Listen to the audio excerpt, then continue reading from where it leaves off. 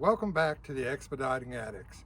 In this video, I'm going to answer the question, was this the worst mistake we ever made? Stick around and watch the video.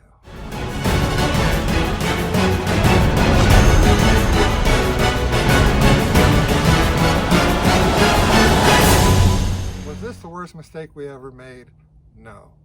Do I recommend people blindly jump into this business? No. This business is risky, and if you're not careful, you can price yourself out of the market before you even get started. I'm going to explain, but first I want to give you a little bit about my background so you can see where my perspective comes from. Guys, in June of this year, 2022, I will have 41 years in the transportation industry. At that time, there were not even CDLs. All you had to be was 18, have a driver's license, and $6.50, and you could get a chauffeur's license and drive a semi. I drove box trucks, dump trucks, and lowboys with oversized construction equipment. Most of that time, for 18 years in fact, I drove for some of the biggest names in the moving industry. I moved people all over the United States and Canada. 16 years ago, in 2007, I bought my first box truck and started my own moving company. It was a very successful company that grossed nearly $500,000 a year. Everything was going great, but in 2020, during the shutdown, we could no longer get employees because of the free unemployment that was being passed out. We didn't work for over a year, hoping that things were going to get better. We did have two 26-foot box trucks that were paid off though, so that was good. That's when we decided to change our MC over from household goods to general freight. We decided that we were going to travel together and move freight, and that way we could be together working and we can get back to making money. We didn't need employees anymore. Now, to get back to what the title of this video is about. Starting our business was not a mistake, but it could be a mistake for you if you're not careful.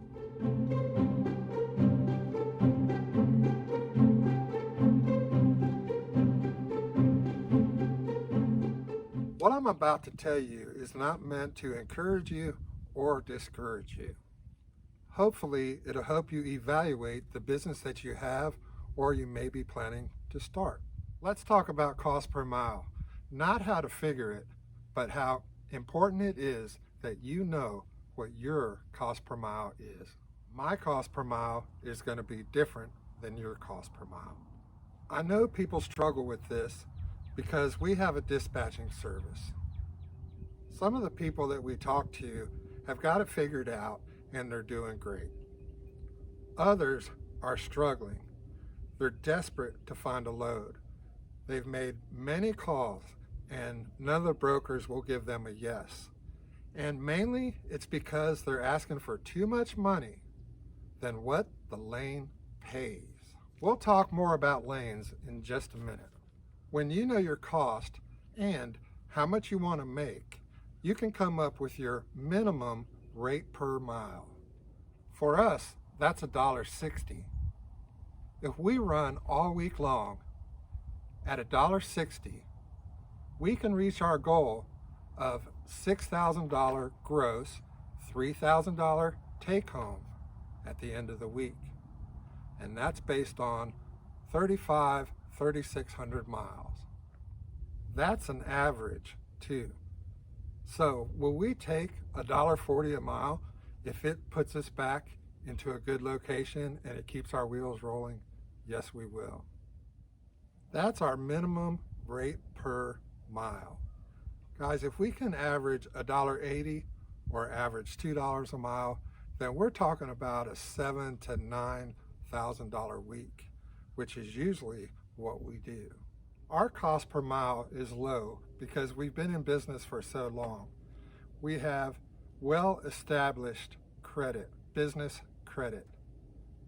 Also, because of our age, our insurance is lower. And here's a fun fact for you. Because of our age, we even get discounts on food and hotels. If your cost is $1.20, $1.40, $1.60, this business may not be for you. Only you can decide that. Let's talk about lanes and rates for a minute. If you don't know, lanes are the origin and the destination of a shipment. All lanes pay different. For instance, the lane from Chicago to New York is one of the highest paying lanes in the country. But the backhaul from New York to Chicago doesn't pay as much. It's all about supply and demand. Now, when I talk about rates, I'm not talking about 100 or 200 miles. I can get you $2 a mile all day long for that, okay? What I'm talking about are lanes from 5 to 800 miles or more.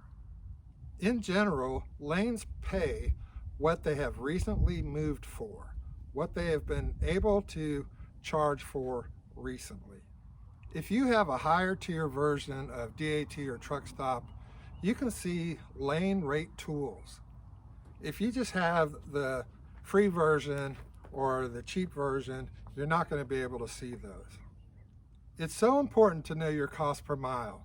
That will tell you what lanes you need to stay in to meet your goals.